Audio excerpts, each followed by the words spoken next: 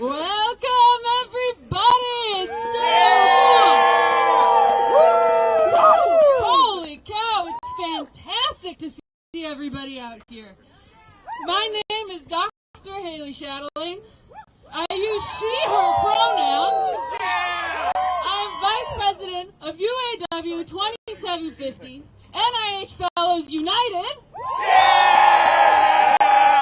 And I'm going to say right from the top here that I am speaking in my personal capacity, and I'm not on behalf of any agency, same as everybody else who you hear after me. And I am so pumped to see out here. We have scientists out here. We have researchers out here.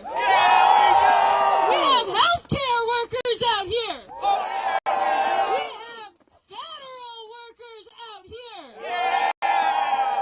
And we are standing up to fight, to win. Let's go. Yeah! All right, and now first up, we have here a speaker from NIH Fellows United, UAW 2750, Dr. Ian Fucci, a cancer researcher, a father, and a federal worker. Yeah! Can you speak at the microphone? Oh, yeah, I sure can. My name's Ian. I'm a member of NIH Fellows United. We are the 5,000 fellows at the National Institutes of Health who do research into new treatments for cancer, diabetes, and heart disease. I myself am a cancer researcher. I'm also a husband and a father.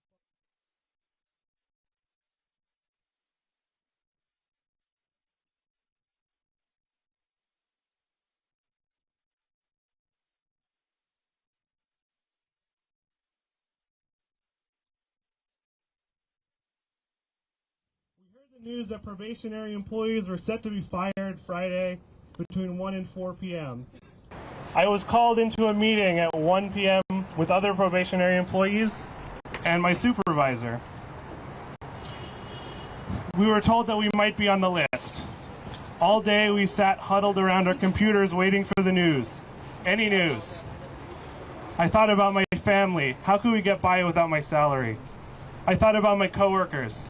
I hoped they could get the support they needed. I'm a senior member of my lab. I thought about my research. There's no one to continue it.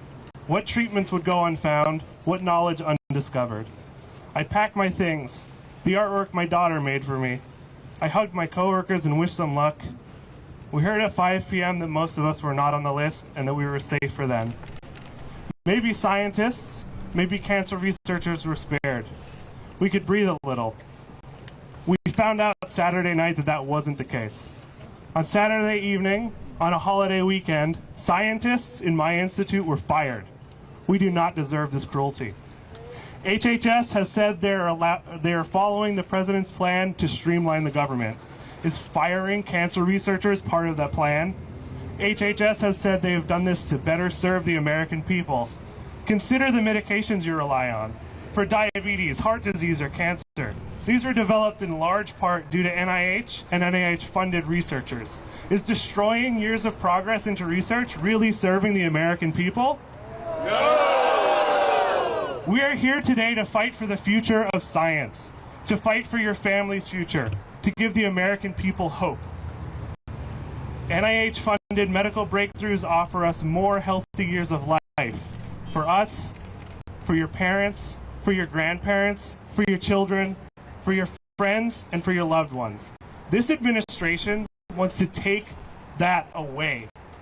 We are calling on HHS to fund, don't freeze, the life-saving work we do at NIH.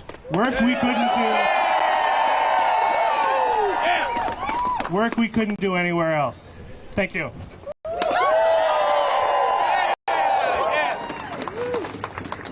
Thank you. Next up, we have Congressman Jamie Raskin, who represents the 8th District of Maryland. Many of us here at NIH, and is a champion for biomedical research here in the U.S. and therefore globally. Welcome to the stage, Congressman Raskin. Good morning, everybody. Good morning. Good morning.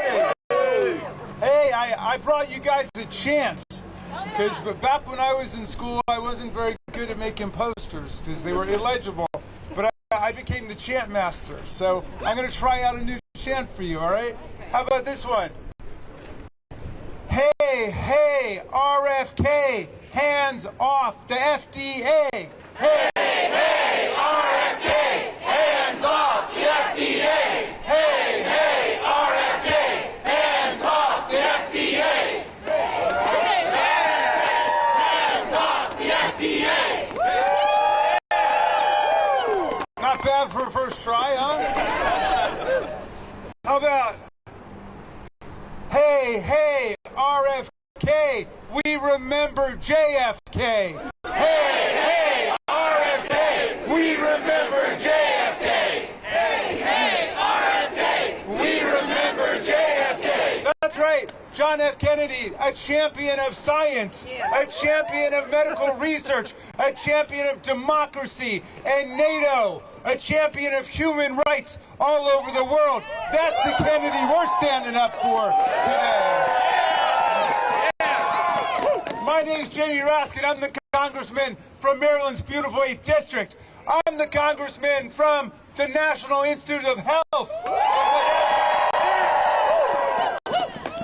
the world's premier health research institution. I'm the congressman from NOAA, the National Oceanic and Atmospheric Administration. I'm the congressman from the FDA, the Food and Drug Administration. I'm the congressman from NIST, although I always forget exactly what that stands for. But it's very important, too. Do I represent anybody out here today?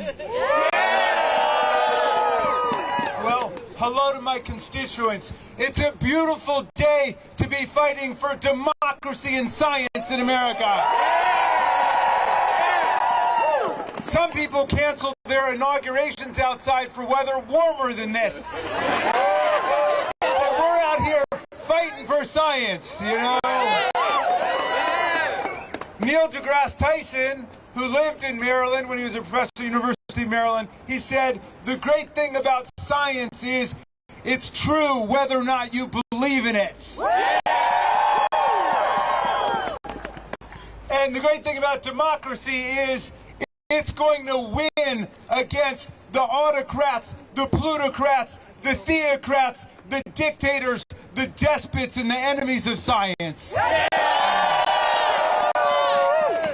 Now, I've spoken to constituents who've been terminated because they're on probation. And they're on probation because they were promoted. In other words, they're terminated because they were just promoted because they were doing such a good job. That's stupid. That's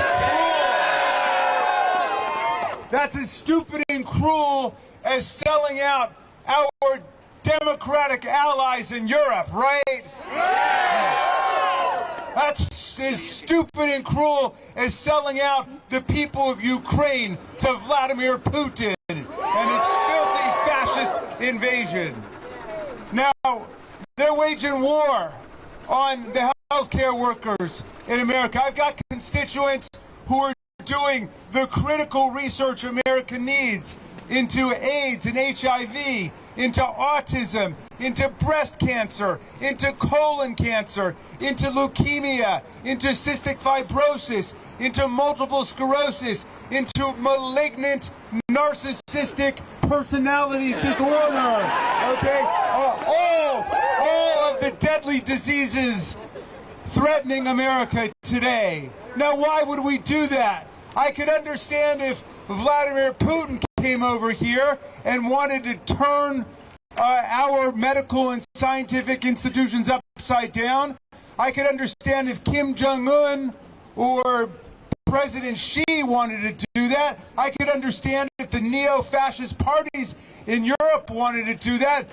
But why does our own government want to turn against our own people? It's a scandal. It's a disgrace in 2025.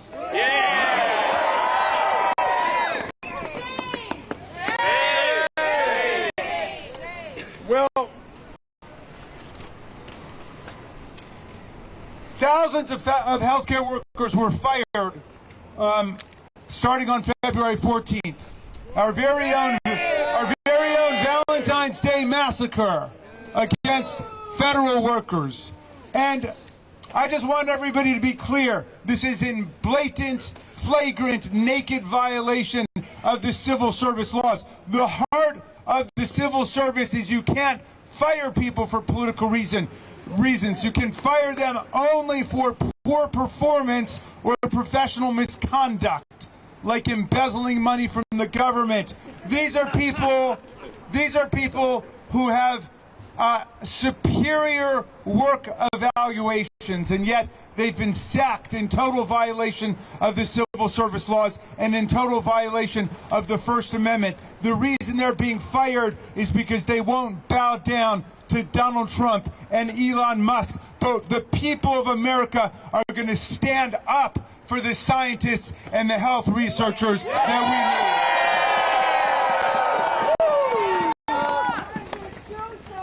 So, excuse me? Congress, do something. Yes, well, we're looking for a few good Republicans to come over and join the Democrats and overturn this radical assault on science and healthcare in America. But I want to close with this thought, because the people you see in front of you today, these are the people who are fighting the viruses that threaten the American people. They're fighting the bird flu, which is starting to be out of control across the country. But fascism is a virus too. Okay? Fascism is a virus too. And the people who are out here fighting in sub-freezing temperatures, they are the antibodies. We are the antibodies. And my friends, a rally a day keeps the fascists away, okay? And we are going to spread these rallies not just all over Washington, D.C., in front of the federal departments and agencies that are being attacked, and not just all over the state capitals where people have been meeting, but all over America. We are going to build up massive herd immunity to the fascists in America. That's what we're going to do. 10 million people in the streets. So, 10 million. well, I'd like to, let's see, do I get to introduce Glenn or no? Somebody else? You introduce him? All right, then I leave you with my chant. Did you like it? Hey, hey, RFK. It's off the FDA. Hey, hey, RFK. Hands off the FDA. Hey, hey, RFK. Hands off the FDA. All right. Yeah. We win. When we fight, We win. when we fight, We win. All right. Excellent. Now, next to the stage, Congressman Glenn Ivey, representative of Maryland's 4th District and champion of healthcare everywhere. All right. How's everybody doing? UAW, are you doing all right? All right. NIH, are you doing all right? All right. We got to keep fighting on this. You know, it's a scary day. It's a scary period. I know it's been something for you all. I'm a cancer survivor. I lost my father to Alzheimer's and Parkinson combined. I lost my mother to heart disease. The things that you all are doing, the research that you're doing is making a difference. We're all counting on you to continue to have a chance to work. And that's why we're here to fight the administration to make sure we can continue allowing you all to do the basic research that we need to save lives, not just here in the United States, but across the world, right? Absolutely, absolutely. And we need to make sure we keep the pressure on every day. I really want to thank you all for coming out here today. When I heard the report of the weather last night, I said, man, it's going to be a low turnout event. But aren't we all here strong today? Yeah, I'm here strong today. I thought about the Montgomery bus boycott. They marched day after day through the winter, all the way to work and back. You guys are out here carrying on that tradition, and you're going to make a difference just like they did, right? Absolutely. We got to keep going. We need every mini march on Washington day after day to push this forward. We got to fight to take the Congress back. We got to wait 2 years to do it, but we're going to take it back, right? We're going to make Hakeem Jeffries the Speaker of the House in 2 years, right? Yeah, we got to make that difference. And we've got to make sure we keep pushing the Republicans now. I know it's important for us to try and fight to make sure government workers can keep their jobs today, and we're going to keep working on it day after day. But we've got to flip those 3 Republicans in the House to make them do it. Some of them represent government workers just like you, right? Some of them represent people who get sick from diseases you're doing the research on, right? Some of them represent people who are working to make a difference in science and make a difference in the country, right? That's why we know we're going to win. You're doing the right things. You're on the right side of history. You're on the right side of science. On to victory. Keep up the great work. Have a great day. Let's go. Stand up. Stand up. Fight back. Stand up. Fight back. Stand up. Fight back. Next up, we have one of our fearless researchers, postdoctoral researcher at Johns Hopkins University with UAW postdoc researchers organized, Dr. Jaime Van Hollen. Thank you very much. How you doing? There's a lot of cold here, but we are very far up, right? So good afternoon, my fellow researchers, family, friends, future union siblings, and concerned citizens, also congressmen. I'm Dr. Jaime Van Hollen. I am a scientist, as many of you are, here proudly representing Johns Hopkins Pro UAW, the future union for postdocs and research associates of Johns Hopkins University. We are all here today in solidarity to support our national scientific research institutions and the many workers who make them run and have been attacked by the Trump administration and its executive orders. We are also here loudly to advocate for a strong federal agency that provides resources nationwide to its investigators whose interests are driven by curiosity, empathy, and duty to ourselves and our neighbors. Profit-driven scientific research is prone to bias and conflicts of interest, as the kind of trial and error inherent in scientific research often gets in the way of high profits and shareholder values. When a child has a rare form of cancer, the incentive to explore a cure or develop treatments lies in the fact that we, as a society, value human life. Most of us already know how difficult it is to do science under our current working conditions. We have low salaries and suboptimal benefits relative to the years of education and work experience we have gathered.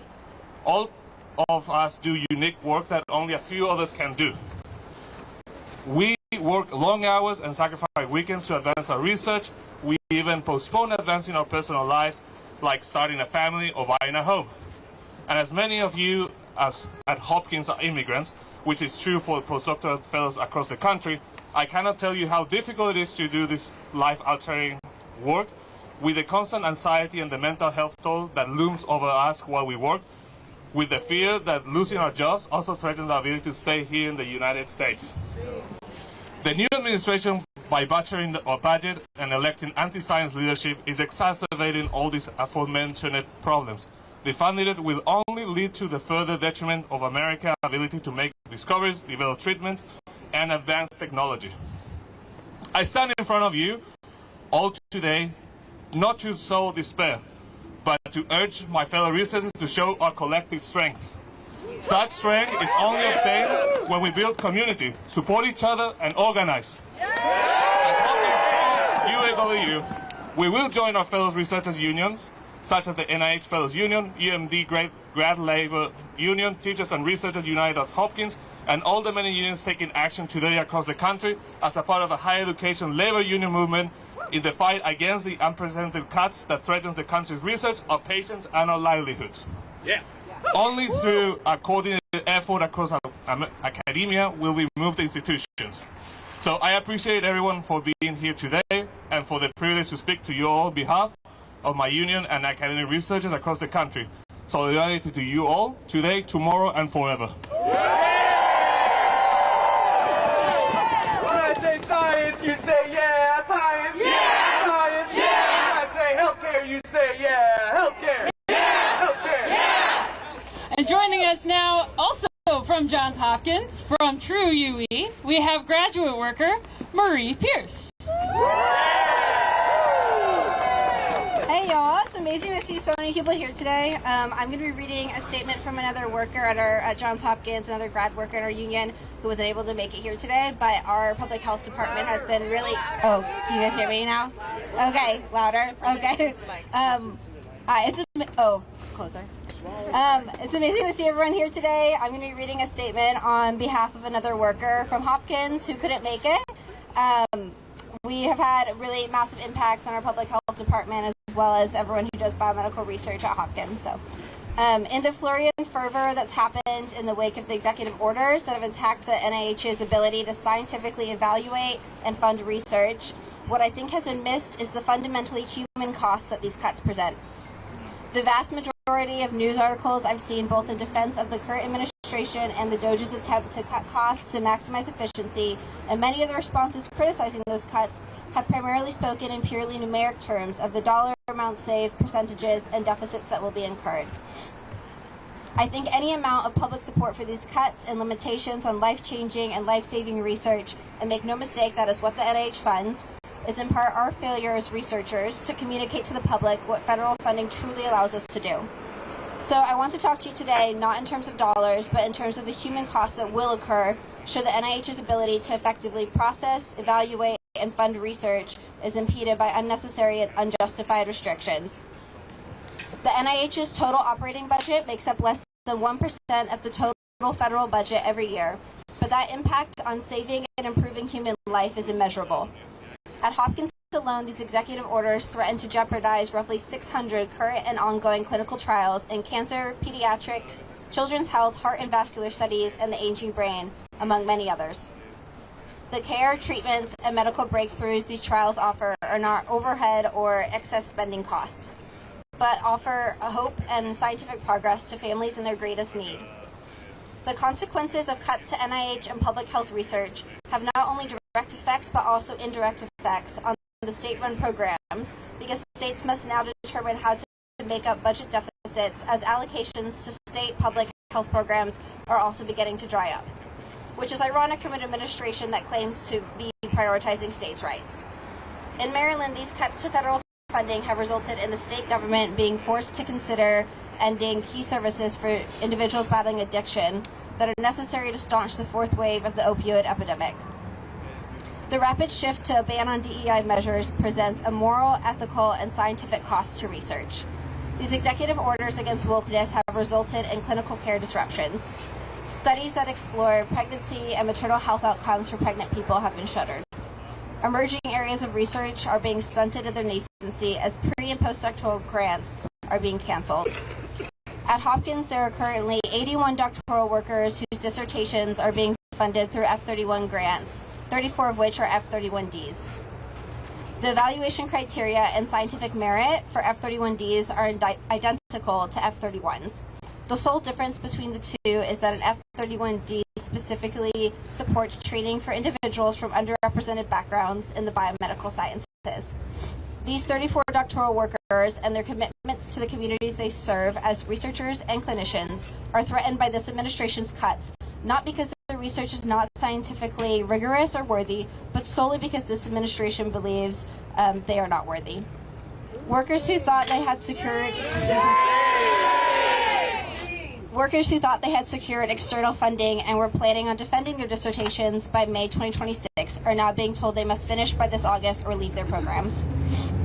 This is not only appalling because these disruptions are placing doctoral workers' dissertations at risk, but also presents a bioethical problem.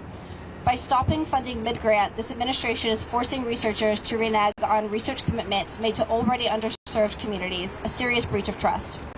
This threatens to undo decades' worth of work to rebuild trust in vulnerable and marginalized communities that were historically taken advantage of in biomedical research. Violating this tenuous trust has been built by defunding virtually all grants through the National Institute on Minority Health and Health Disparities, will set health research back decades. Moreover, this administration is doing so under the guise that we should be setting all populations equally for all problems, which is neither scientifically reasonable nor economically efficient. Not all populations are at the same risk for the same outcomes. Why would or should we allocate resources to studying or trying to prevent the spread of HIV amongst elderly white women when the risk of HIV transmission is virtually zero? Or why would we study pregnancy outcomes in straight men? Or what is the point of studying the efficacy of novel prostate cancer in females? Diversity of background, experiences, and thought only strengthens research because it improves the number of eyes, angles, and perspectives on a problem. It causes us to reconsider issues and pose new and better questions. It pushes the field forward and allows for new answers and solutions to be found. Cuts to scientific research present no real benefits and all but guarantee preventable costs to human life. Yeah! Fun, don't freeze! Fun, don't freeze! Fun, don't freeze! Fun, don't freeze! Fun, don't freeze! Fun, don't freeze! Fun, don't freeze! All right. Yeah! Next up, we have Kaylin Price. She is a neuroscience graduate worker at the newly formed George Washington University 2. George Washington University Grad Workers United. Yeah! Part of SEIU Local 500. Yeah! What's up, everybody? It is such an honor to be here. My name is Kaylin Price. I'm a neuroscience graduate student, graduate worker with GWU2. So where are my GWU2 folks? We just won our election, 99.4% yes. Graduate workers are ready to work not just for science, but for the betterment of all mankind by doing research. We are organized because you have to be organized. You have to out-organize fascism. We are here with the SEIU Local 500 with amazing support, solidarity with all of the other workers here. And it is important that we understand exactly what is at stake right now. I am a proud HBCU educated scientist from North Carolina A&T State University, where I got my undergraduate degree in biology, and I know exactly what it means to do work that is great work with less than what you should have. My brilliant current advisor put it like this: cutting indirect costs is like telling a football team to do their work with only the players and the coach. No lights for the field, no physical therapist for the players, no water for the showers. Just tell them, get out there and do it. What's the problem? You've got to think about what they're telling you and why they're misleading you. They want you to be angry and misinformed, incensed and ignorant. They want you, Trump and his unelected billionaire backers, want you to look at the people like us making $20,000, $30,000, $40,000 a year, working late nights through the weekends because we believe that much in the work that we do as the enemy. We need 2 and 3 roommates to keep doing the work that we do because we believe it's that important. We are not the enemy. Our colleagues that we are also organizing with, who keep the fume hoods running, who keep the electricity running, are not your enemy. They're your neighbors, they're your friends, and they are helping to make sure that the work that we do is possible. It isn't just enough to have a good idea.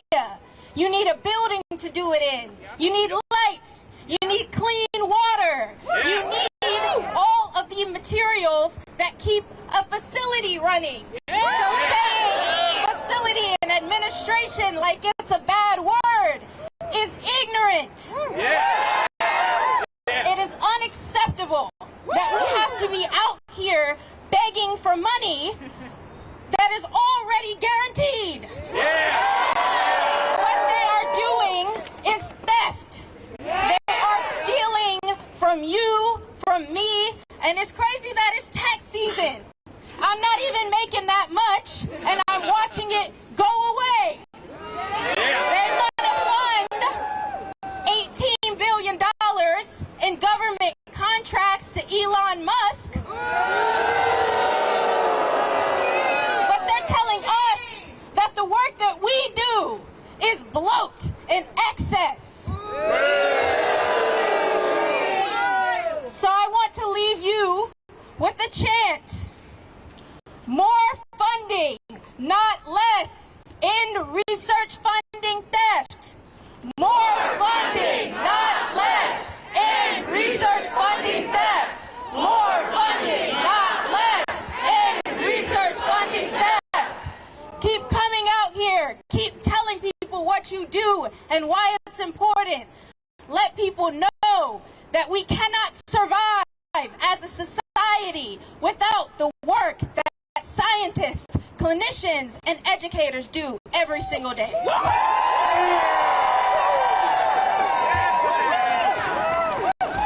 All right, and now we have heard from some of our workers here at NIH, down the street at George Washington University, up in Baltimore at Johns Hopkins, and now we will hear from Senator of our great state of Maryland, a champion for higher education and for labor, Senator Chris Van Hollen.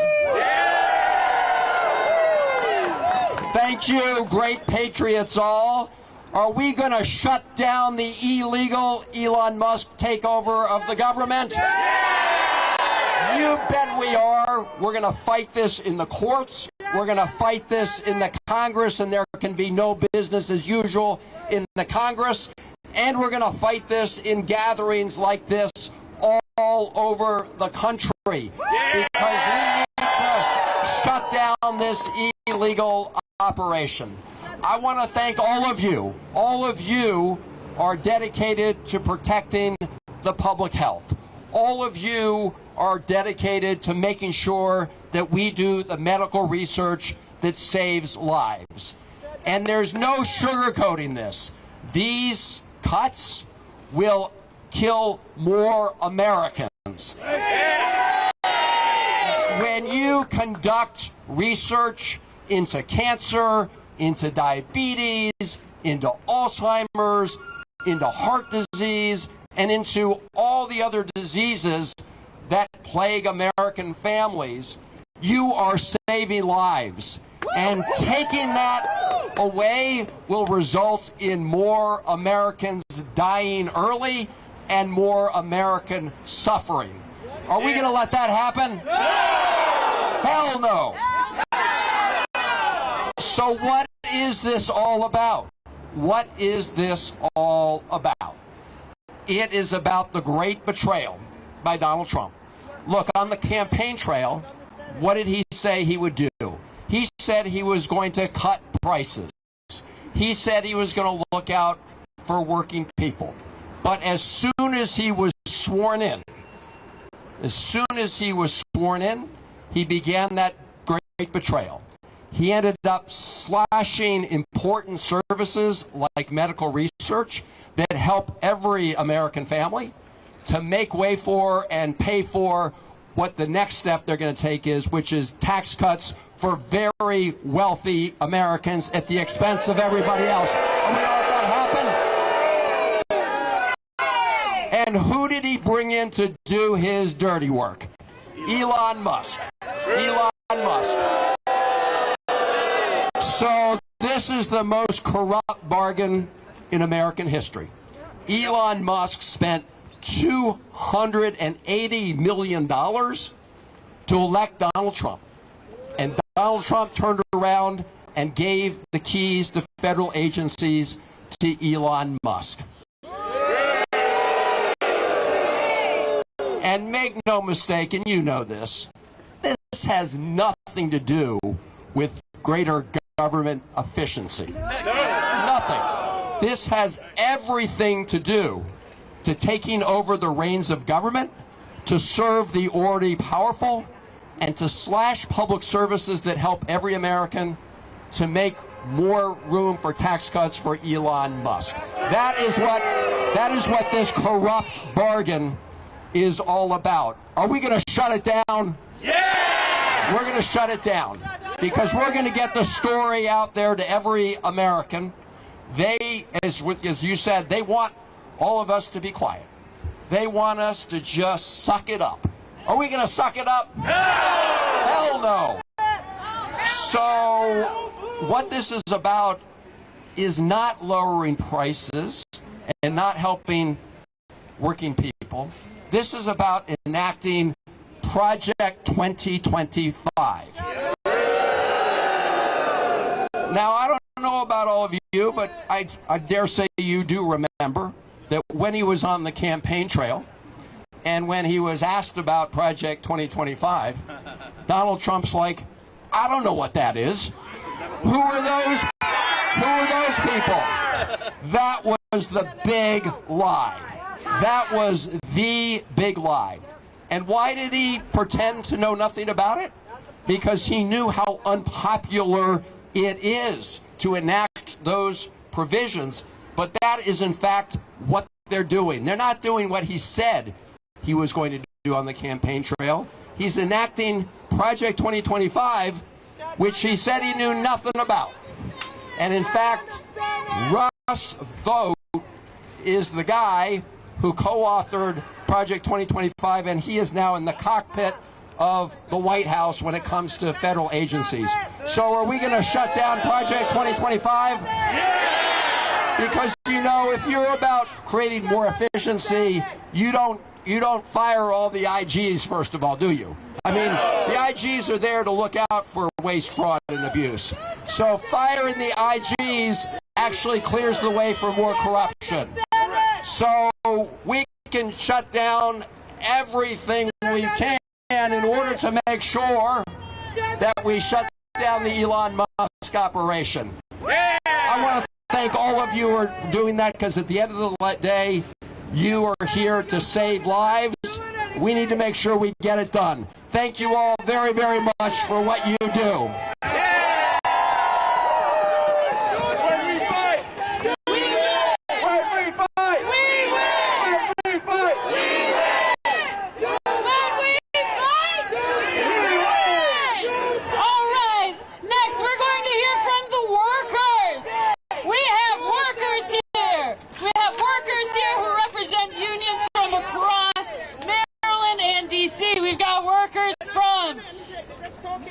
UAW, Pro-Stocks, researchers organized UAW Pro, can I hear you?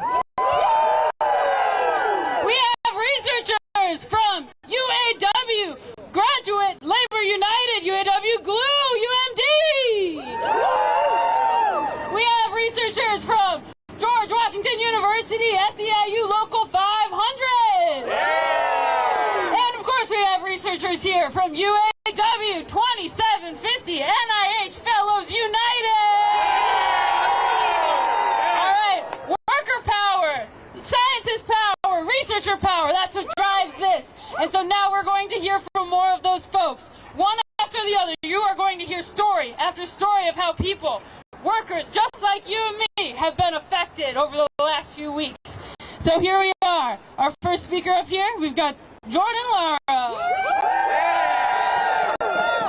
Hi everyone, my name is Alexander Jordan Lara, and I am speaking here in my personal capacity. I was a member of Dr. Lawrence Tabak's lab, and I want to tell you a story about how last week aged me a year. For those of you who may not know, he was the acting director of the NIH and the longest serving deputy director in NIH's history. 10:30, Tuesday night, I got a surprise email from Dr. Tabak saying that he was to be retiring immediately. It was obvious to me and anyone who has wrinkles in their brain that he was forced into leaving the NIH. If they can force out the top NIH official, what do they plan to do with the rest of us? Don't worry, they answered that really quick. with our assault on probationary workers. In between experiments on Friday, I ran around my institute collecting people's testimonies, contact information, while trying to provide resources, guidance, and reassurance. The most productive and accomplished fellows in my institute were facing the prospect of losing their jobs, careers, and visa status, all because of the whims of some oligarchs. This week, these same workers are expected to continue as if business as usual. How can we expect people to discover cures and treatments when they're occupied discovering if they still have a job? The end of the week left me with some hope. In a lab full of scientists concerned about their co-workers' livelihood, science, and the country at large, it was clear to me that we're all in this together, just as we are today. When they come for one of us, they come for all of us. And we're here to say enough is enough, because when we fight, we win! When we fight, we win! Thank you.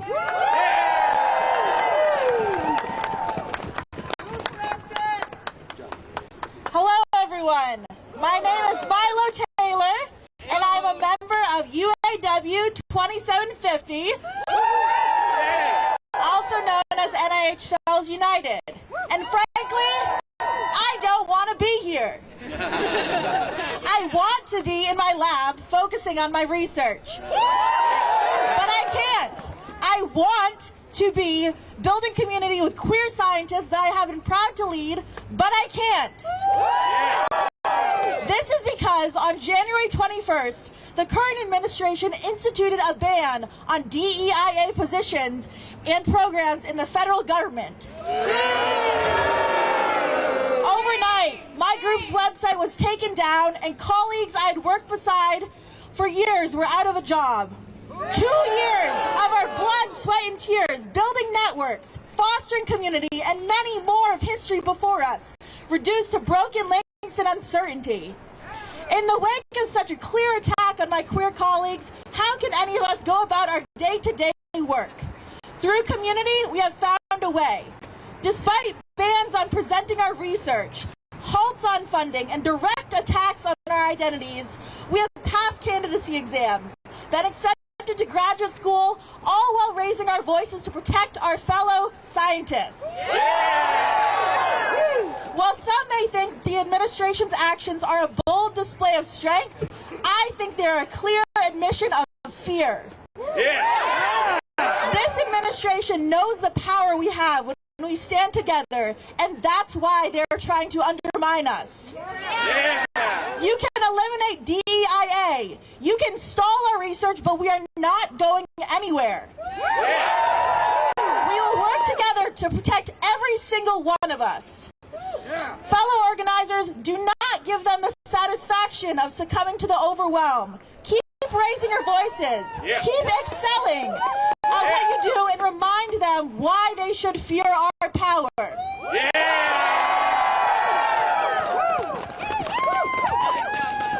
Hello, my name is Connor Phillips, and I'm with NIH Fellows United. As you've heard from others today, the NIH is what makes the U.S. the world leader in biomedical research. The best scientists come here because we can solve the world's most challenging problems in health. You may not be able to tell by looking at me, but I have cerebral palsy.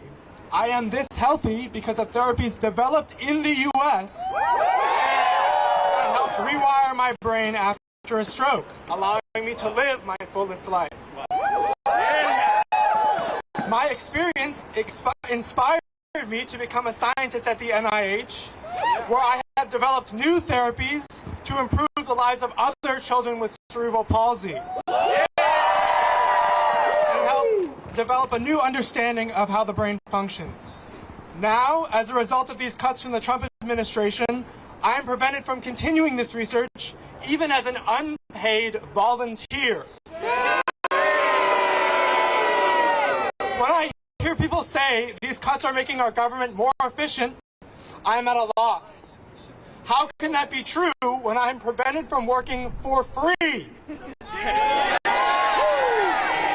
As someone who hopes to be a great scientist one day, I'm questioning whether that will be still possible in the United States. If this story speaks to you, call your senators and tell them to fund our science.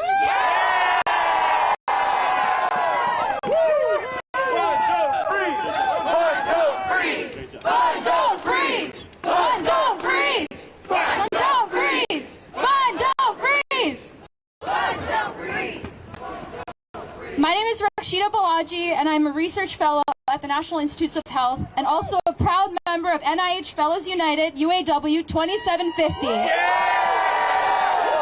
My work centers around understanding the science behind chronic pain, which afflicts about 1/4 of adults in America, with conditions ranging from migraine to arthritis to fibromyalgia. My colleagues and peers at the NIH are some of the most talented and passionate people I know and have had the absolute privilege of training alongside. And it has been absolutely shattering to watch my community, the people I care about, suffer from this undeserved stress, confusion, and frustration brought about by executive actions that have squandered our scientific progress and uprooted our livelihoods in just 1 month since the presidential inauguration. From gutting research funding, to tearing professionals from their posts, to policing speech around equity and inclusion, this administration has punished dedicated employees from our life-saving work, causing harm that will extend into the lives of every American who seeks a better quality of life from our medical breakthroughs. As scientists, researchers, and clinicians, it is imperative that we may be able to continue our work free of this pervasive threat posed by condemnable directives that are antithetical to the missions of public health, knowledge, and justice in the United States.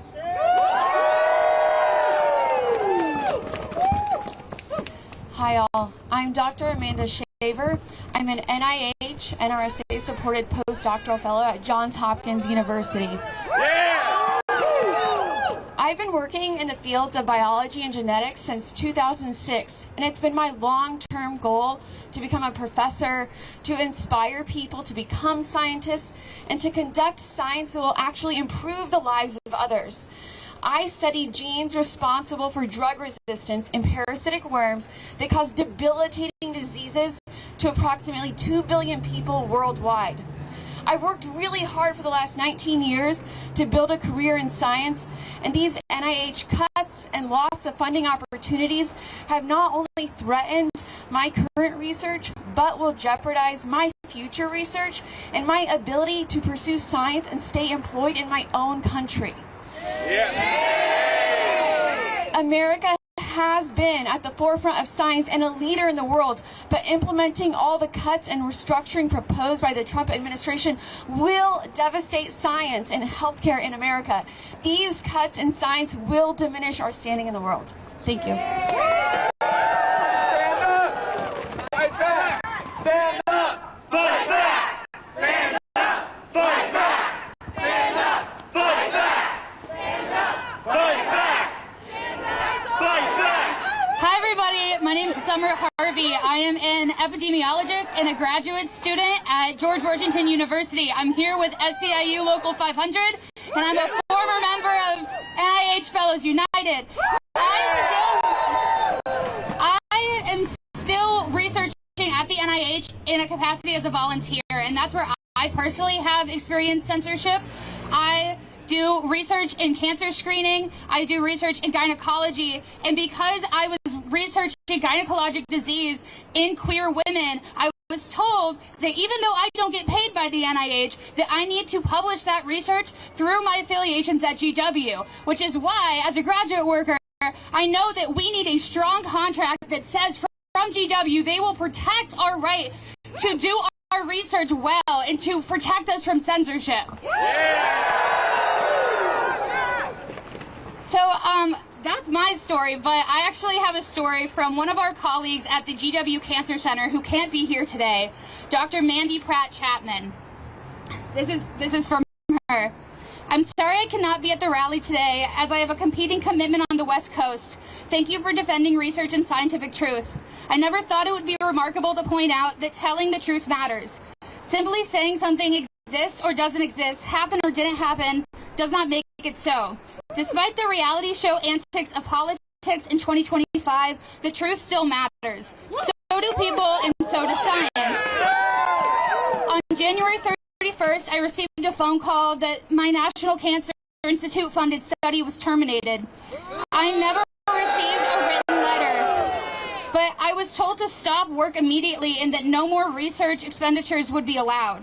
My study to explore how to safely collect sexual orientation and gender identity in cancer care practices was in response to the American Society of Clinical Oncology, the American Medical Association, the U.S. Preventative Services Task Force, and many other national professional standard-setting bodies that recognize that we need better data to create better clinical guidelines for lesbian, gay, bisexual, transgender, queer, and intersex people. My research was terminated as a result of the president's executive orders, presumably the quote-unquote defending women from gender ideology, extremism, and restoring biological truth. Despite this rhetoric, nothing in this order defends women. What this administration does best is to call something the opposite of what it is and repeat it over and over again until we're confused about words even mean or what is true. This is the oldest totalitarian tactic in existence. The Defending Women Executive Order declares that basic federal policy on truth is critical to scientific inquiry, public safety, morale, and trust in government itself. I couldn't agree more. But the order then proceeds to define sex as an immutable biological classification that erases the existence of 5.6 million U.S. residents born intersex. While doctors have hidden the bodies of intersex people for centuries, this does not change the fact that 1.7% of the population is indeed intersex. The World Health Organization has only in recent years demanded an end to stigmatizing and performing surgery on healthy intersex people. Likewise, dehumanizing transgender people and defunding LGBTQI research flies in the face of scientific truth and public safety. My colleagues and I have worked hard to make healthcare kinder, more affirming, and more accessible to the 7.6% of the U.S. population that identify as LGBTQ, particularly those affected by cancer. 1 in 10 people in the nation's capital identify as LGBTQ. LGBTQI individuals have unique needs that are not historically served. LGBTQI people require tailored care across the cancer continuum. It has taken several decades to build trust among these patients and research participants so they feel safe to disclose their sexual orientation and gender identity to clinicians and researchers. I now hear every day people say they will never truthfully answer such questions again. This is understandable since all safety has been explicitly removed and our national leaders are denying their very existence. The result is that our ability to discern important patterns that can make clinical decision-making has been severely damaged. The erasure of sexual orientation and gender identity data from federal data sets and our national networks of research impairs our ability to improve clinical practice guidelines and account for differences in the physical and social reality of LGBTQI bodies that deserve health and wellness just as much as any other American. Yes. The recent politicization of federal funding under a bizarre moniker of freedom has created great strain on designing and conducting research and on the public health of our nation. Eroding community trust, removing federal data sets that track cancer surveillance, censoring scientific language, freezing funds, and cutting billions of dollars from scientific research. These are extremely short-sighted and dangerous actions. We have quickly lost trust of communities that have experienced the worst health outcomes in the country due to structural bias. We have lost trust of our international allies. We will lose a generation of scientists. We are turning over innovation to other countries when historically being a biomedical leader was something that we were proud of. We are watching centuries of American innovation crumble for oligarchic personal gains. Let's be clear, no one voted for cancer research. I mean, no one voted to cut cancer research. It is the hallmark of a bully to state what they simply wish to be and attempt to use force in order to bolster their sense of power. It is our civic responsibility to call out every untruth and collectively defend those in our nation who are threatened the most. Speak the truth loudly and often. Protect each other. This is civilization. This is the only way to protect true freedom, scientific truth, and the public safeties. Let me repeat, no one voted to cut cancer research.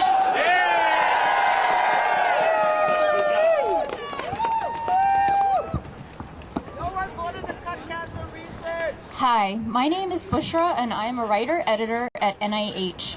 I am speaking in my personal capacity and my opinions are my own. On Saturday, I was terminated from my job along with more than 1,000 other NIH employees who had less than 1 year of service to the federal government. The layoffs include 2 of my colleagues who are also science writers.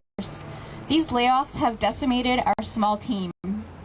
We translate technical research into compelling stories and content so that you, the American public, know about the research your tax dollars are funding. Yeah! We write about conditions that affect the head and neck, including cancer, facial deformities, and various infectious and chronic diseases. By providing information that is clear, accurate, and easy to understand, we help people make wise, informed decisions about their health. Clear communication about science is just as important as the science itself. If we care about government accountability and transparency, we cannot fire the passionate science writers with specialized skills who work hard every day to advance public health and serve the American people. Thank you. All right, we here as workers, we're not just workers in science and in research and education, we are also federal workers. And so now we will hear from leaders from some of our national federal unions. And first up, we have President of IFPTE, Matt Biggs. Yeah, and Gay Henson, our Secretary Treasurer, is here too. For folks that aren't familiar, IFPTE, we represent 90,000 workers. We represent 90,000 workers throughout North America, and about 35,000 of those that we represent are federal employees. Just like the federal employees you've heard from today, scientists, engineers, technicians, scientists at NASA, for example. So we're here in this fight, and I'll just say, all the unions in here, brothers and sisters, we are, and we love you all. We are the only thing, the labor movement, standing between complete anarchy in this country and bringing this country back to reason. It's the labor movement. We're going to save the country. All right? All of us. Now, I'll just say, I think I see a sign back there saying, Congress, wake up. Yeah, I'll just say this about Congress. I've heard some people back here chanting about Congress. Congress is doing as bad as Trump and Musk are. They're despicable human beings, let's just say it. As bad as they are, and they're running a coup on this country right now, and the Congress isn't doing a damn thing about it. Doing nothing. The Republicans that run the Congress, they run the whole thing. They control the whole agenda. They have handed over their legislative branch responsibilities to a couple of billionaires who are now running a coup on the country right now. Shameful, shameful. And we should hold these Republicans accountable. It's them right up there in this Congress. So I just want to say, brothers and sisters, it's us in the labor movement. We're the ones following the lawsuits. We're the ones right now out at this rally. We're holding rallies all over the country. Kudos to everyone to put this rally together and all the rallies around the country today. And we're going to stand up for the workers, all of these workers here. We love you. We're fighting with you. We're fighting with you, and we're going to stand up and take this country back from the oligarchs. Thank you.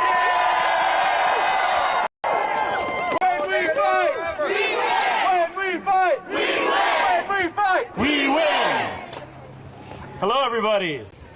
I'm Randy Irwin. I'm the president of the National Federation of Federal Employees. Great to be here today. Boy, this is happening all across the country. What an amazing thing. We need people in the streets. People are finally waking up, seeing what's happening in this country, seeing our, the critical services that we rely on just being torn down. It's unbelievable. But I want to thank all the federal workers that are here. Just tremendous work. I'm blown away every day at the work done by our folks in the federal government. You know, look, I've heard so much about what we do for public health today. I mean, what an incredible thing. And to think that we could be losing that, that our public will be less healthy. Unbelievable. Unbelievable. But it's more than that. You know, we're keeping our military ready, caring for veterans, maintaining our homeland security, clean air, clean water, safe borders, safe air travel, national parks and forests. What incredible work federal employees do every day. Okay, and we cannot let these things go away in this country. People do not even understand what this country would look like if those things actually happened. But thank you for your work, and thank you for being here and demonstrating against the tyranny that we are seeing in this country right now. So let me tell you a few things about Donald Trump and Elon Musk. They have no idea about the critical work that you do. No idea whatsoever. And they don't care. They don't care. They offered resignations to 90% of the federal government. Do you know how irresponsible that is? They are putting public safety at risk. They are inviting communities to burn. No exaggeration. They are inviting airplanes to fall out of the sky. No exaggeration. Is that acceptable? No! Is that acceptable? No! And here's another thing.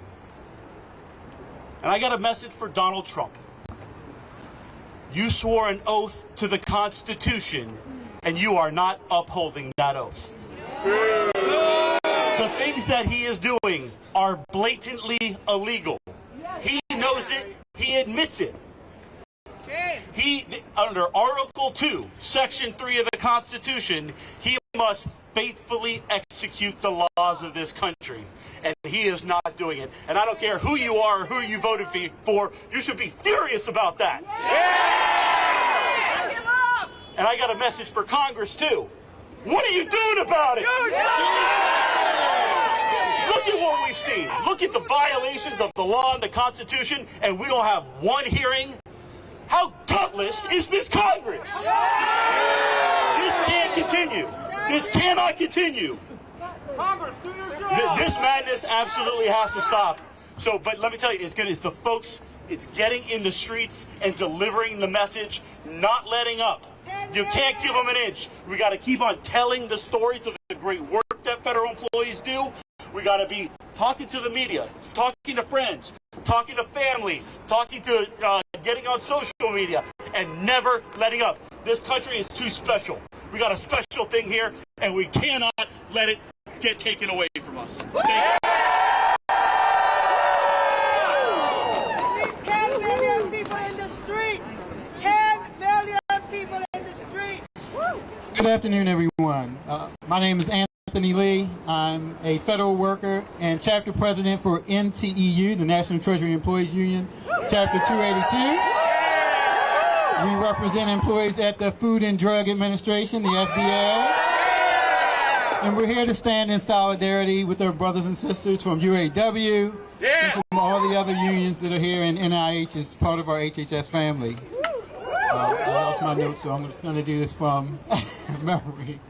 The statements that I'm making today are my own and do not necessarily represent the FDA, the HHS, or my union. We do still have the First Amendment, so this is free speech. And I did want to say what happened to our employees at the FDA last Saturday night and to thousands across the country was a travesty. It was disrespectful even. It was devoid of any compassion. The letters the FDA employees received told lies, essentially, that they were performance issues when there weren't performance issues. Shame! Right.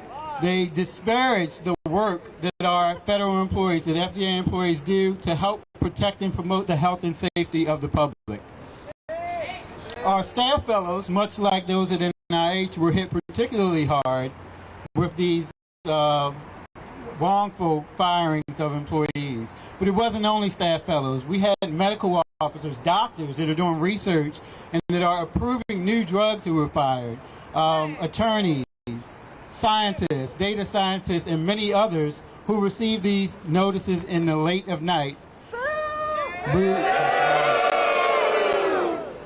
And you should care, and the American public should care everywhere across the country because of the work that we do at the FDA, protecting and making sure you have safe food to eat, food that's free from contaminants or harmful ingredients, making sure that our medical products, devices, drugs, vaccines, all are safe and effective for their uses. And when we find that products are on the market that shouldn't be there, we have the ability to take them off of the market.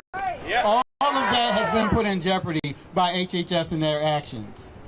We do need safe food. There were other employees across HHS and CMS and CDCs. The CDC works with the FDA on traceback investigations, making sure that foodborne illness won't spread and bad foods can be taken off of the market. These things do not help to improve the health of the public. They harm the public. And that's why we have to stand up against these draconian items and policies that the administration is bringing forth. The tobacco research that is done in our Center for Tobacco Products had a number of people who were fired. They're doing work to make sure that our children don't get addicted to or are harmed by nicotine and tobacco products. Again, not helping the health of the public when you fire hundreds of employees across the FDA that are doing this kind of work. So we have to stand up and fight back. Thank you. Stand up, fight back. Stand up, fight back. Stand up, fight back. All right, now we have one final speaker, and you know, all this last hour, we have heard from people across so many different fields, and it is so clear that this touches every single one of our lives. And we are all out here doing something about it. And now to close us out, we have President of UAW 2750 NIH Fellows United, Emilia Ventriglia.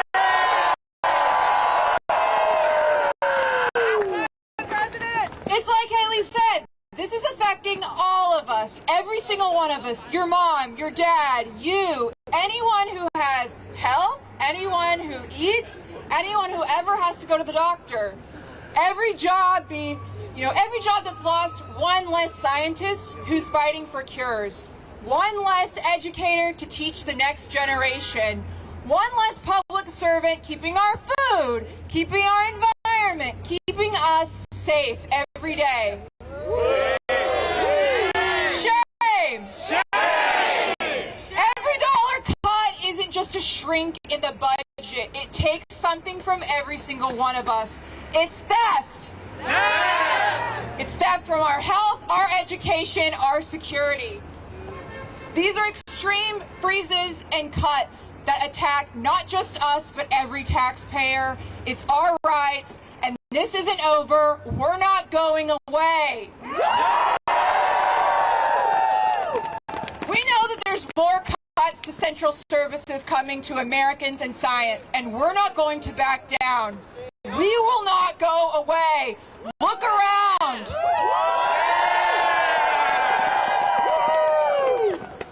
Look around also to find people with clipboards. Go to them. They're going to keep you looped in because this isn't over. We have to continue fighting.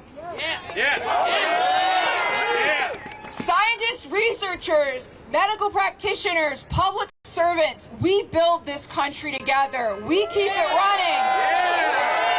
And we're not going to stand by when billionaires try to tear it down. When we fight together, we win. They may have some money, but we have the real power, worker solidarity power. Good day, everybody, and I'll see you soon. When we fight, we win. When we fight, we win. When we fight, we win. When we fight, we win. Stand up,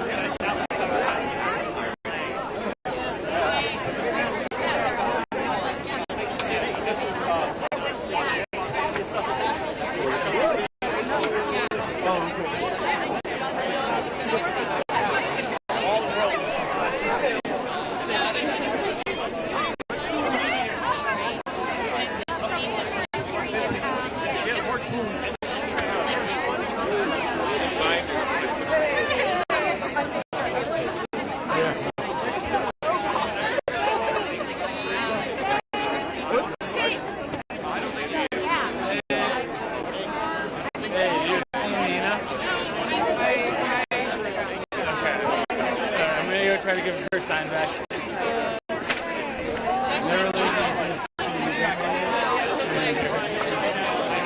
I got so many compliments. I was like, I think, like, if you have anybody, I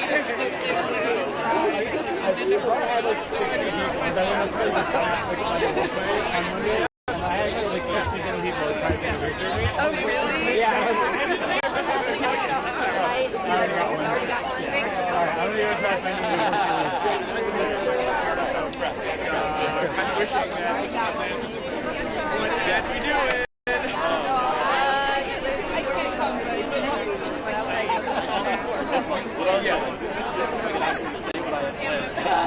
They cut me down for 30 seconds. Oh, God. There's no outline.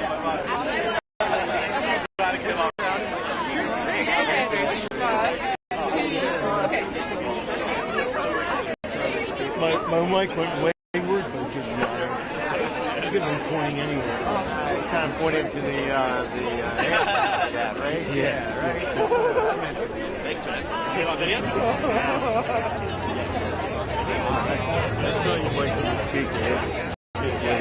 Well, this sound guy, you know, I gotta be here for a reason. We went pool with it though, so. But honestly, buddy. Michael, Matt, nice to meet you. Any reporters? I was standing next to I'm invested. I'm invested. Yeah.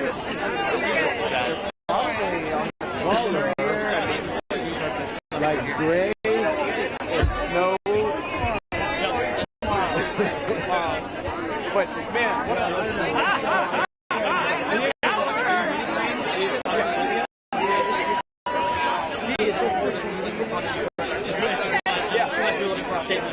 yeah, sure.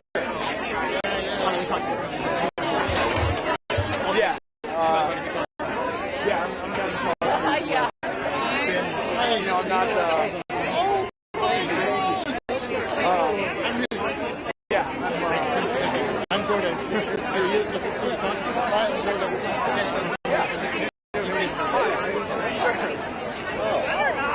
Oh, you could do that. I'm here. I'm our recording secretary. Ah, thank you. Yes, I'm a postdoc. We'll keep it up, man. I do people need to know. I work on sensory processing and neural coding. Basically, trying to understand how our brains translate the world around us into electrical signals that the rest of the brain uses.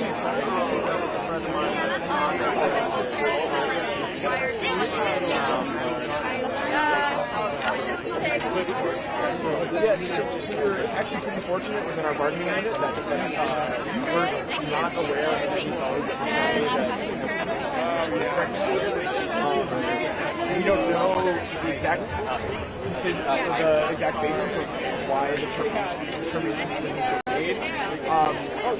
Certainly, we feel like our strength of argument help us in that way, but that's just what our directly having a job. Our work has been significantly negatively affected on cuts. Things like animal care technicians, pharmacists, lab managers, procurement officers, just many people who directly touch lines that we do in very direct ways were let go. And it made the reason that we had to do much. So yeah. No, these were the with the terminations of probationary employees. Yeah, these are all people at the NIH contributing to life-saving research. Is that the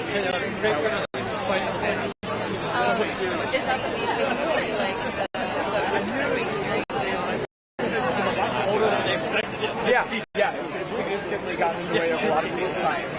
Yeah. I know you mentioned. I think,